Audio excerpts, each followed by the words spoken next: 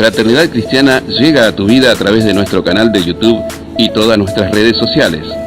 Cada semana encontrarás un mensaje de fe y esperanza que te desafiará a superarte. Un mensaje directo a tu corazón.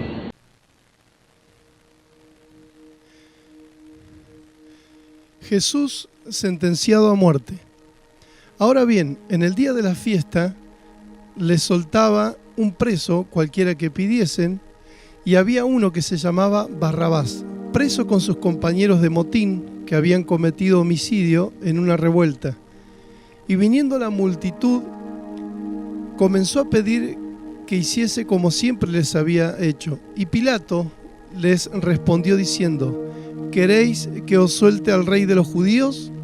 Porque conocía que por envidia le habían entregado los principales sacerdotes. Mas los principales sacerdotes incitaron a la multitud para que les soltase más bien a Barrabás. Respondiendo Pilato les dijo otra vez: ¿qué pues queréis que haga del que llamáis el rey de los judíos? Y ellos volvieron a dar voces: crucifícale. Pilato les decía: pues ¿qué mal ha hecho? Pero ellos gritaban aún más: crucifícale. Y Pilato, queriendo satisfacer al pueblo, le soltó a Barrabás y entregó a Jesús después de azotarle para que fuese crucificado. ¿Jesús o Barrabás? Parece algo obvio a quién tendrían que haber elegido. Pilato, que es conocido por ese emblemático acto de lavarse las manos, él no quiso tener ningún problema con respecto a lo que la multitud, incitados por los sacerdotes, porque por envidia entregaban a Jesús. Estaba esta historia que pareciera que fuese anecdótica, pero en ese tiempo generalmente Pilato le soltaba a un reo a la multitud, a la gente, para aplacar la ira de la gente. Y en este tiempo podemos decir nosotros, parafraseando o a modo de ejemplo: ¿Jesús o Barrabás? ¿La voluntad de Dios o nuestras expectativas personales? ¿Expectativas o voluntad de Dios, o versus voluntad de Dios? Y Barrabás era, según los estudiosos de ese tiempo, un rebelde, un asesino, un ladrón. Era un hombre sucio, bárbaro, un loco, según los estudiosos de ese tiempo. Era, como comúnmente decimos, el malo de la película. Pero pasaba algo más profundo que querer matar a Jesús con respecto a los sacerdotes y a los escribas, a los fariseos, a los doctores de la ley, al mismo pueblo. Porque el pueblo judío esperaba un Salvador que se rebelara contra el imperio romano, que los tenía esclavizados, sometidos. Ellos esperaban a un guerrero que esté dispuesto a hacer lo que fuese necesario, aún incluso el asesinato si tenía que matar. Por eso se identificaron con Barrabás. Y algunos estudiosos dicen que este tal Barrabás era una especie de Robin Hood, que le robaba a la clase alta, adinerada de Israel y Roma, y por lo tanto era popular entre la gente común, era conocido. Barrabás era el tipo de hombre que los judíos esperaban como un Mesías prometido. Por eso, inducidos por los sacerdotes, por los que estaban al frente de lo que sería la casta eclesiástica de ese tiempo, pidieron por él, Barrabás, una y otra vez, porque entregaban a Jesús, al Mesías verdadero, por envidia. Ahora, muchas veces nos sucede lo mismo en nuestra vida y nos obsesionamos, tenemos una obsesión, y la obsesión nos ciega, porque tenemos la mente tan fija en lo que esperamos tenemos la mente tan fija en lo que no podemos ver, y a veces tenemos al frente nuestro la verdad, como tenían al frente de ellos a Jesús, que era el camino, la verdad, la vida, y la obsesión los cegó de tal manera que no les dejó ver esa realidad, esa verdad, y terminaron eligiendo la mentira. Y Jesús era el cumplimiento de todas las promesas, de todas las profecías de Dios. Jesús era el cumplimiento, el Mesías.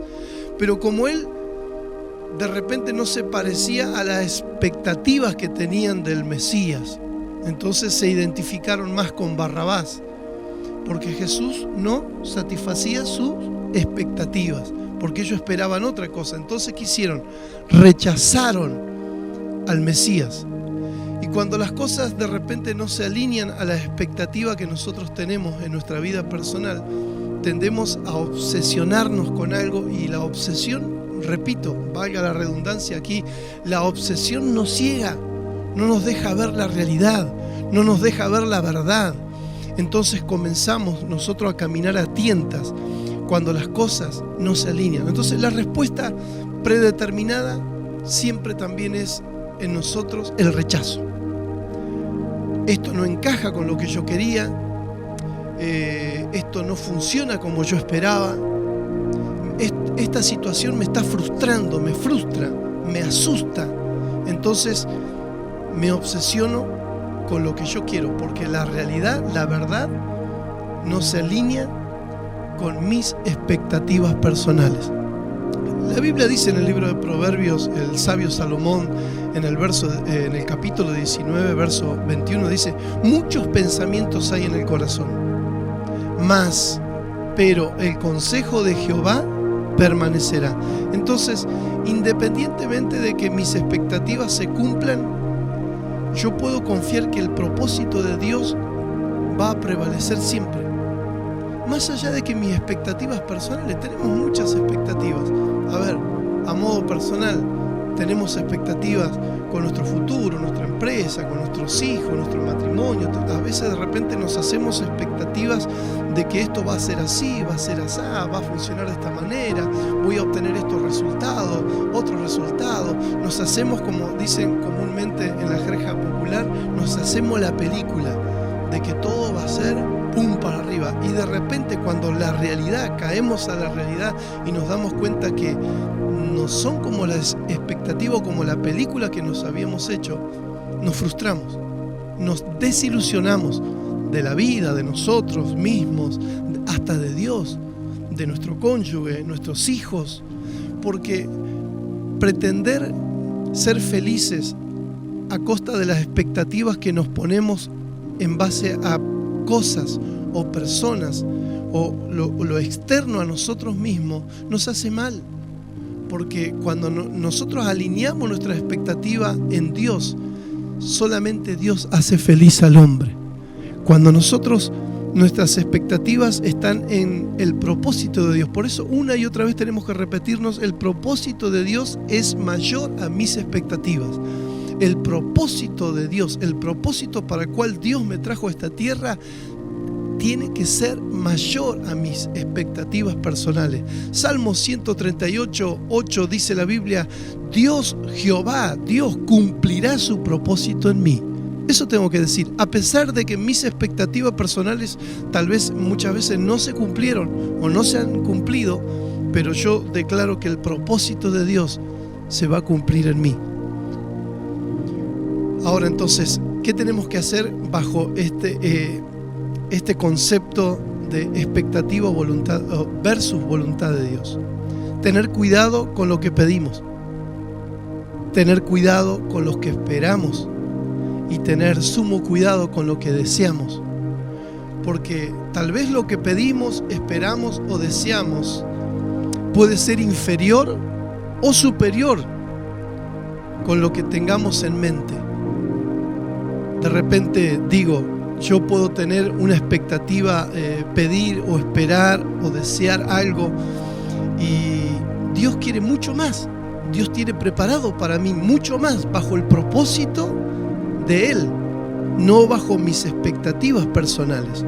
Por eso tengo que tomar una decisión. Y este es el desafío para cada uno de nosotros, tomar una decisión. Soltar mis expectativas en las manos de Dios. Confío y confiar en que el propósito y el plan de Dios para mi vida se van a cumplir. A pesar de mis expectativas que yo me había planteado. Entonces, número uno, suelto mis expectativas, mis proyectos, mis metas, mis sueños, mis anhelos, los suelto en las manos de Dios y confío en su propósito y en su plan para con mi vida. También tengo que aprender a entregarle el control a Dios. Entregarle el control a Dios. Nos gusta tener el control, ¿no? Para hacer shopping cuando estamos mirando televisión. Nos gusta tener el control, y así nos gusta tener el control de nuestra vida, que nada se nos salga de control. Pero es mejor en nuestra vida entregarle el control a Dios. Él tiene el control. Proverbios 10:22, la bendición de Jehová, la bendición de Dios es la que enriquece y no añade tristeza con ella. En estos días, hablando con un joven, justamente le decía eso. Hay cosas que parecieran a los ojos naturales que es una gran bendición. Y sí, la vida te presenta oportunidades y que son bendiciones, porque Dios hace llover sobre justos e injustos, sobre malos y buenos, sale el sol. Hay bendiciones en esta vida, pero a la postre, a la larga, nos damos cuenta que muchas de esas bendiciones del principio son tristezas después. Cuando no sé elegir con la persona que voy a pasar el resto de mi vida, el casarse, que es algo tan delicado. Como dice alguien por ahí, si yo me ato a un flotador, voy a flotar, pero si me ato a una piedra, me voy a hundir. Tengo que saber decidir. Eso es una de las decisiones. Y a veces la voluntad de Dios como que no suple mis expectativas personales, porque ¿quién no quiere, en el caso de las damas, al príncipe azul, en el caso de los varones, a la princesa de su vida? Pero tiene que ajustarse a mis expectativas a la voluntad de Dios, porque si no, a la postre acarreará tristeza.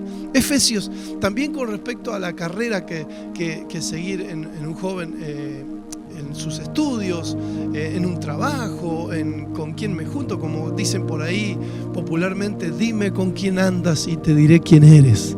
O sea, saber elegir las amistades, saber elegir el círculo, y como Dios le dijo a Jeremías, o a través de Jeremías le habló al pueblo de Israel, que se conviertan ellos a vosotros y no vosotros a ellos.